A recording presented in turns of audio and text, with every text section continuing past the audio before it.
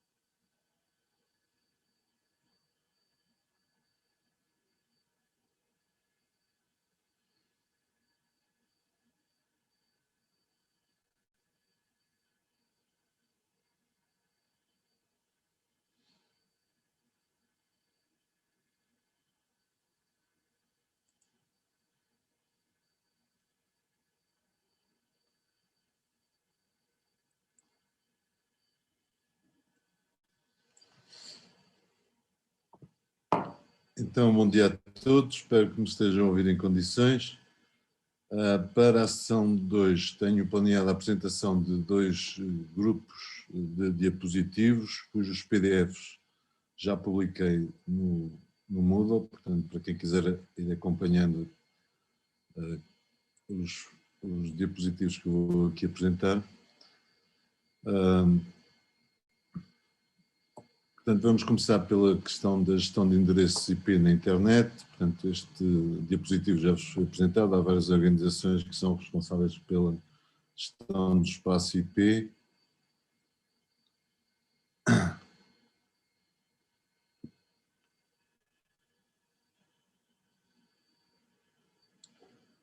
E, portanto, este é o conjunto de organizações e os endereços que foram sendo atribuídos.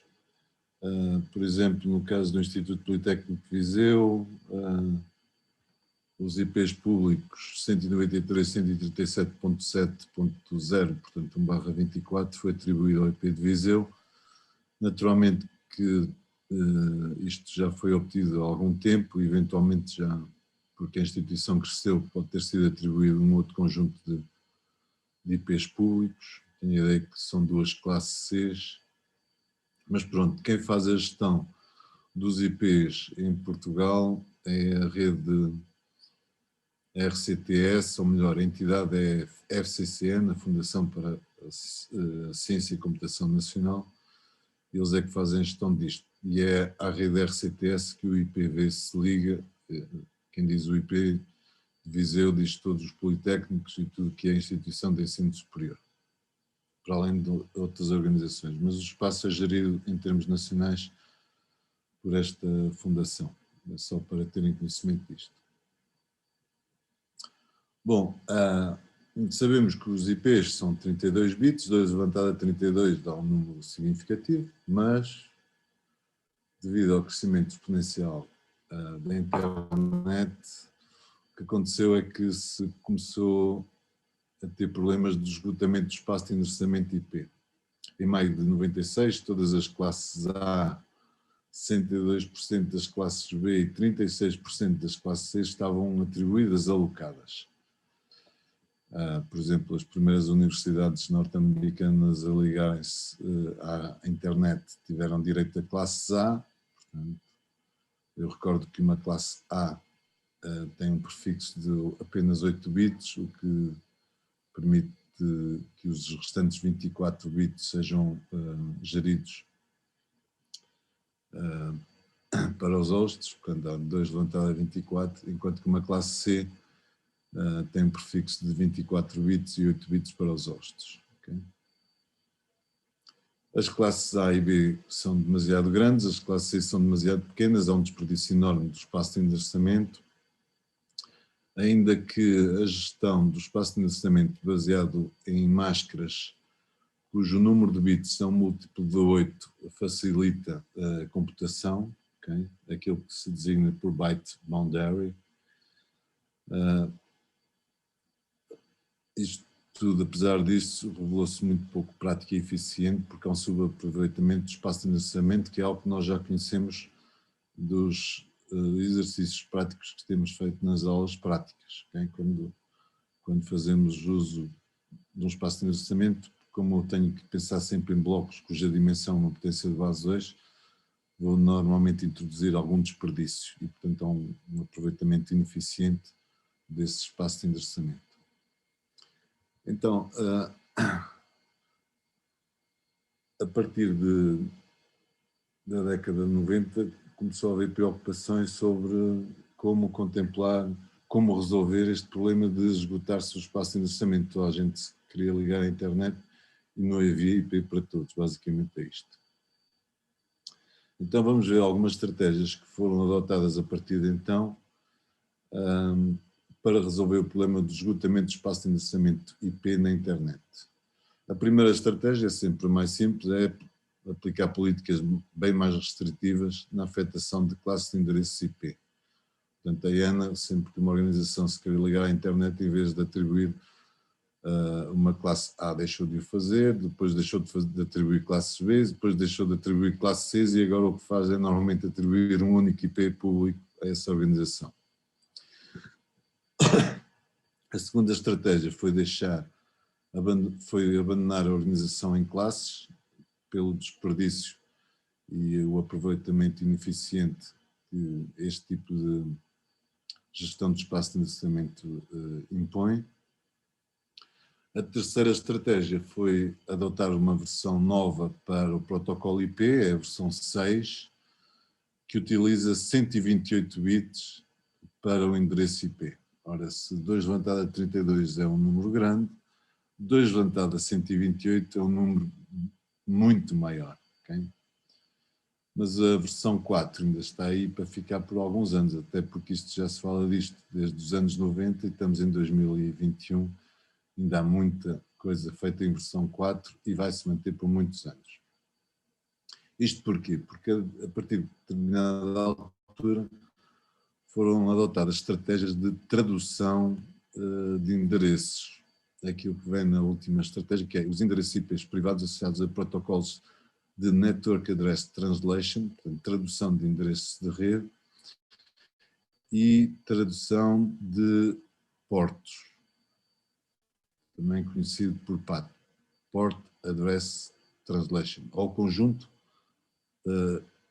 Network and Address Port Translation. Portanto, a tradução de endereços quando se pretende que um pacote passe de uma rede privada para uma rede pública. Eu tenho a ideia que o turno prático 1 já fez, ou pelo menos começou a fazer a ficha prática 8, que aborda precisamente esta questão do NAT e do PAT. Okay? Eu vou apresentar alguns exemplos no final deste grupo de diapositivos sobre isso e naturalmente vamos consolidar estes protocolos de NAT depois, quando tiverem a oportunidade de realizar isso nas aulas práticas. Mas ainda assim tenho a ideia que quem tem como docente o meu colega Fernando Almeida está ligeiramente mais adiantado do que os restantes colegas, eu e os meus outros 2 colegas, o Filipe e o Rui Almeida. Mas pronto, fica já mencionado isso. E, portanto, abandonou-se completamente a organização em classes. É evidente que isto obriga a utilização de máscaras com comprimento variável, portanto estamos a falar de soluções baseadas em VLSM, Variable Length Subnet Mask. Isto traz também uma vantagem que é reduzir o número de entradas nas tabelas de encaminhamento, porque se permite a sumarização ou agregação de múltiplas redes em superredes.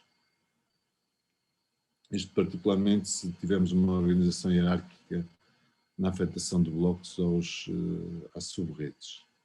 Portanto, já conhecemos a notação CIDR, está aí apenas porque se isto for para apresentar uma solução de resolução do problema de esgotamento do espaço de endereçamento IP, já conheço com detalhe a notação CIDR, portanto não vou mencioná-la. Vamos só ver como é que o CIDR aparece. O CIDR quer dizer classless. Classless quer dizer não orientado a classes. Interdomain Routing. Qual é a vantagem de utilizarmos o CIDR? É que eu posso, por exemplo, referir-me a um bloco neste caso, 8 classes C contíguas, é preciso notar isso, contíguas, apenas com uma única entrada. Por exemplo, as várias classes C que vão desde o 136.0 até o 143.0 podem ter apenas uma única entrada, que é aquilo que se pretende demonstrar aqui neste exemplo. Portanto, tenho estas subredes, 36, 37, com /24, cada uma delas, okay? Todas elas têm como next hop o mesmo IP, okay? E, portanto, eu em vez de ter todas estas entradas na tabela de rotas de encaminhamento, okay? Posso sumarizar isto ou agregar isto numa única rota, que é aquela que está aqui em baixo. Mas a sumarização é apenas utilizável quando as subredes são contíguas e têm o mesmo gateway de encaminhamento. É evidente que se, por exemplo, no caso da 139.0/24 tiver aqui como next hop ou gateway um IP diferente dos restantes, eu não posso sumarizar isto. Okay? Sumarizar ou agregar. Portanto, quando as subredes são contíguas e têm o mesmo gateway de encaminhamento, então eu posso substituir, neste caso, estas 8 rotas de encaminhamento por uma única. Isto tem imensas vantagens, porquê? Porque diminuindo a dimensão da tabela de rotas de encaminhamento, tornamos o encaminhamento mais rápido, okay? E ocupa menos espaço em memória. Não se esqueçam que estes encaminhadores são equipamentos que têm que têm que ter capacidade de armazenamento e capacidade de processamento. E, portanto, se eu tiver necessidade de grandes tabelas de encaminhamento, tenho necessidades de grandes capacidades de armazenamento e também uma grande capacidade de processamento sobre essas tabelas de rotas de encaminhamento. Vamos ver alguns exemplos. Se quiserem usar uma calculadora online para ver o processo de sumarização, está aí um link. Por exemplo, este conjunto de 136 a 143, que era o exemplo anterior, pode ser sumarizado numa única rota, numa superrede 192.32.136.0/21 e, portanto, fica só a adição de uma rota estática na tabela de rotas de encaminhamento. Este é o primeiro exemplo, tenho aqui mais alguns. O segundo exemplo, sumarizar o 10.1.0 até o 10.1.4, portanto, basicamente o que estas calculadoras online fazem é identificar o maior número de bits que são comuns e a partir daí extraem a superrede, neste caso a 10.1.0.0/21. Portanto, os primeiros 21 bits, o prefixo é todo ele comum, portanto posso sumarizar todos estes subespaços de endereçamento numa única rota. Um terceiro exemplo, agora com 14 bits que compõem o prefixo IP comum. para sumarizar a 16, a 17, a 18 e a 19. Um quarto exemplo, rota única.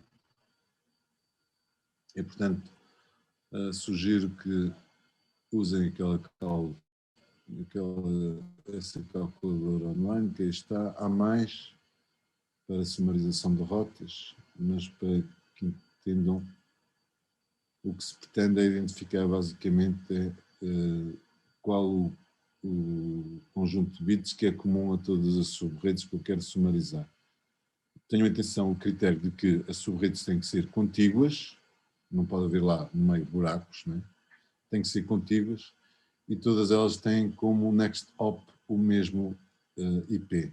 Só assim é que eu posso sumarizar e transformar um conjunto de subespaço de endereçamento numa única rota, numa única superrede. Isto é um exemplo de encaminhamento baseado em SIDA, portanto nós já conhecemos isto com detalhe, não vou perder aqui muito tempo, mas sugiro que se recordem do algoritmo de encaminhamento. Nas aulas práticas, por acaso, já houve um ou outro aluno que colocou esta questão. E vou recordar rapidamente o algoritmo de encaminhamento, que está no PDF, que apresentei há umas sessões atrás. Portanto, eu tenho uma tabela de rotas de encaminhamento. Cada uma das linhas da tabela de rotas de encaminhamento tem um ID de rede, uma máscara e o next hop. Okay? E aquilo que faz o encaminhador, que é normalmente um router, né? O que faz o encaminhador é, pega no IP destino, faz um AND bit a bit com a máscara associada àquela linha da tabela de rotas de encaminhamento e obtém um ID. Se esse ID for igual ao ID dessa linha da rota de encaminhamento, ele marca aquela rota como elegível. No final deste processo todo, portanto, isto é feito para todas as rotas de encaminhamento, no final deste processo todo, se houver mais que uma rota elegível, e aqui é que é importante, se houver mais que uma rota elegível, aquilo que faz o encaminhador é escolher a rota cuja máscara tem o maior número de bits. E tenham sempre isto presente. Se percebermos este algoritmo de encaminhamento, resolvemos qualquer problema de encaminhamento em redes. Não é? Portanto, voltem a recordar, tenham sempre presente isto. Para todas as rotas da tabela de rotas de encaminhamento, o que ele faz é pegar no IP destino, faz um AND bit a bit com a máscara, com o campo máscara que está naquela linha da tabela de rotas de encaminhamento. Obtém um endereço ID. Se o ID coincidir com o ID da rede que está nessa linha da tabela de rotas de encaminhamento, marca essa linha da tabela de rotas de encaminhamento como elegível. No final de ter feito um varrimento pela tabela de rotas de encaminhamento, se houver mais que uma rota elegível, o encaminhador escolhe a rota que apresentar a máscara com o maior número de bits. Okay? Não se esqueçam disso. E então vamos falar na terceira abordagem, tendo em conta o esgotamento do espaço de endereçamento IP, que é os protocolos NAT e NAT-P, que é aquilo que normalmente acontece em nossas casas. Portanto, a IANA definiu um conjunto de blocos de IPs ditos privados, né? Vocês conhecem bem, ou pelo menos deviam conhecer, porque houve uma pergunta sobre isto no mini-teste, e portanto define o bloco 10/8, que é uma rede de classe A, ou 16 redes de classe B, ou 256 redes de classe C. Estes IPs não podem circular na internet. Os routers bloqueiam este tráfego, okay, para a internet. Então, como é que um equipamento que está a participar numa rede local que utiliza um endereçamento IP privado de um destes blocos, por exemplo, lá em casa, o mais certo é que o nosso equipamento, ao qual que usamos diariamente para nos ligarmos, por exemplo, a esta sessão teórica, deve ter um endereço IP do tipo 192.168.0. E depois o número, ou então o ponto 1 e depois o número, okay? Isso depende muito do operador. E como é que acedemos à internet? Bom, porque o nosso router, que foi instalado pelo Service Provider, faz a aplicação desta tradução de endereços, okay? Que é o NAT e o NATP. Então vamos ver alguns cenários que eu depois vou tentar replicar em ambiente de packet tracer, okay? E que depois vamos fazer nas aulas práticas, ou pelo menos aqueles que ainda não fizeram. Em termos de NAT, há 3 grandes tipos. É o Static NAT, e este o que faz é garantir o mapeamento de 1 para 1 entre um IP privado e um IP público. Isto é normalmente usado quando eu quero que um servidor, por exemplo, um servidor que está numa rede privada, seja alcançável pela rede pública, ou seja, pela internet. Okay? Este mapeamento é estático e único entre o IP privado e o IP público.